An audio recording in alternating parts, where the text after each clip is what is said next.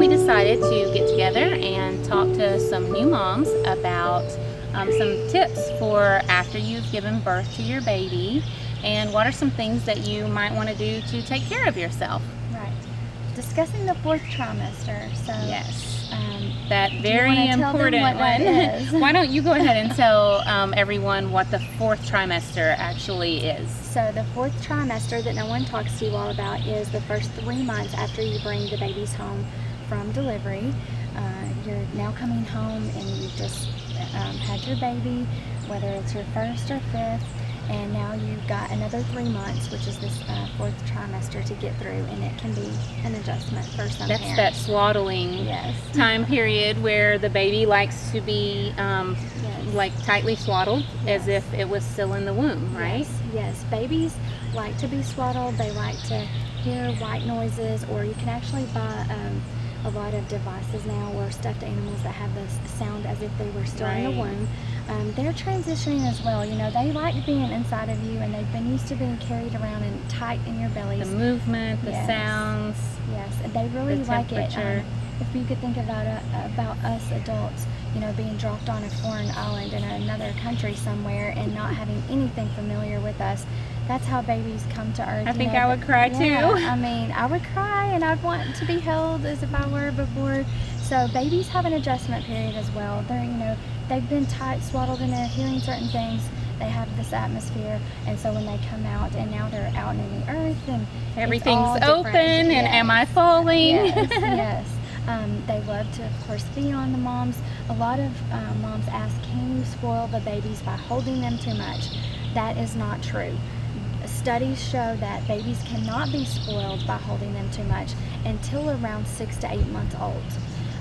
Around the 6 to 8 month mark is when studies show that it does start affecting them needing, making that bond that's some parents do not want to have. I still hold mine. I do just too. can't get enough of holding my babies, and my youngest Yes. one is 6 years Yes. old. So, I mean, maybe it's you're just only going to different. have one kid, Right. so hold them as much as you Right. want to. I'm a firm believer, Rebecca, as well, as holding babies as much and as long as you want to. And I do still hold my son. He's 12, and I make him have snuggle time with me sometimes, because he is my only one. I don't think you have to and- twist his arm too No, hard, though. I don't have to twist it too hard. I'm sure it's coming in the teenage years, but you cannot spoil these babies. They actually, also studies show that their brain grows and develops, and they learn and grow from being held. And So have it's that actually stimulation. very important It to is. hold your baby. It is. I would say I would almost rather hold my baby too much Then as not enough. That's correct. Mhm. You can look at some brain scans that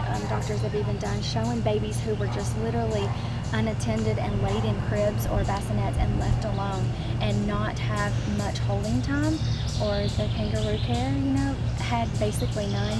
They Right. had there were some definite pictures of those babies' brains that you could see that actually, those babies weren't So growing. scientific proof. Yes, Right. yes, exactly. So that's one of the things that is very important after you give birth. I think a lot of times when I was a new mom, you were a hero if you got out of bed and went grocery shopping the day after your baby was born. Yes. Oh, you're out of bed already? Yes, I'm super mom. Right. And I really wish that that pressure wasn't put on moms. And I think it's changing now. It More is. people are encouraging moms to take that downtime. Yes, and that is very important, and that is the way it used to be, and it is getting better, and we do encourage you to rest.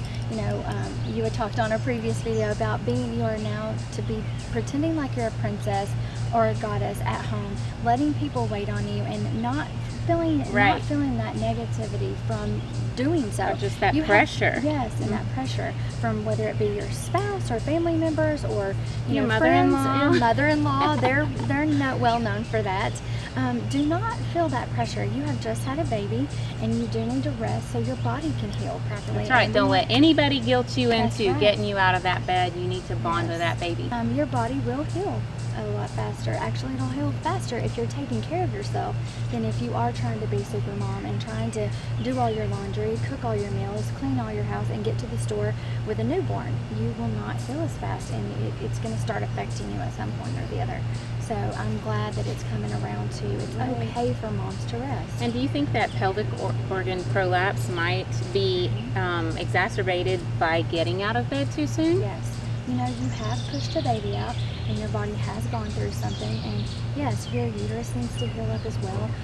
You don't need your bladder and uterus kind of falling and having that gravity. ability. Yes, gravity. And then also it just went through all this, so you're exactly right. It needs to be taken care of as well by resting and not being up doing all of these things or going as if you didn't have a baby.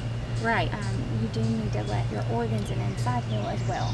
And that's not for just cesarean births, that's for vaginal births All births, as well. yes. So along with taking care of yourself, you know, you can also ask friends or family or anybody that you have support from to help make you meals and help take care of you in that respect. The first 2 weeks are pretty vital for new moms to really be resting. Definitely. If you can find anybody to help, a lot of people are doing that as well now, having meals made and brought to them, or having frozen things made, or you know, making yourself meals ahead of time to prepare. That's a great idea. I actually have a menu plan that's all about once a month cooking and how it's actually, they do, I think, baby showers that are bring a meal already prepared and stock the new mom's freezer, so she has that ready to go. So that's a great idea. That also helps you, and you know, that helps get you through that adjustment period as well. Right. Just remembering to rest. Keeping you off your feet. Yes, anything to help with that.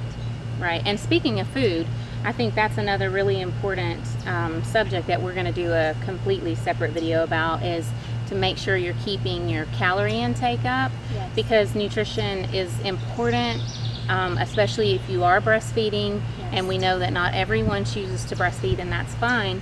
But if you do choose to breastfeed, you do need to keep those calories up and not be super in a hurry to lose the baby weight, right? That's right. Yes, exactly. Okay, so we're going to talk about that more in another video, but we did want to quickly mention the idea of maybe joining a support group. Oh, yes. And so what do you think about that? Yes, I think that's really good for moms.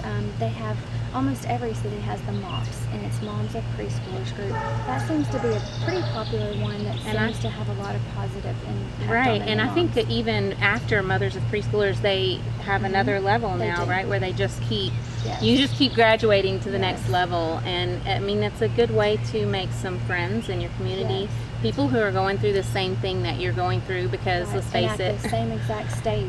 You're going to meet someone there that has a baby about your age at these groups, because some of them can be kind of large, and it is helpful to have that support of someone who is going through the exact same thing you are at the same time. So that's very helpful. There's a definite balance to resting and taking care of yourself, but then yes, get into a small moms group or a large moms group that can help you and be able to support you emotionally. Or just someone who can share, you know, your concerns, and someone who's going through what you're going through, your same sleep deprivation as we discussed before, or even, you know, when they start teething. And it's not so much a place for comparison, because we don't want to get into that, but it is a great place to just form that bond of motherhood with, you know, other people in your community, and some of those friendships can last a lifetime. Yes, exactly. So that is a really important fact. Well, I hope that you've enjoyed this chat between me and Amanda with Baby Bundle, and take a moment to subscribe to the channel, and also check in the description below. There will be links down there to really useful information. Amanda's website will be there, and so will mine. We're both very much into educating mothers, so stay tuned to make sure you subscribe. Thanks for watching. Thanks for watching.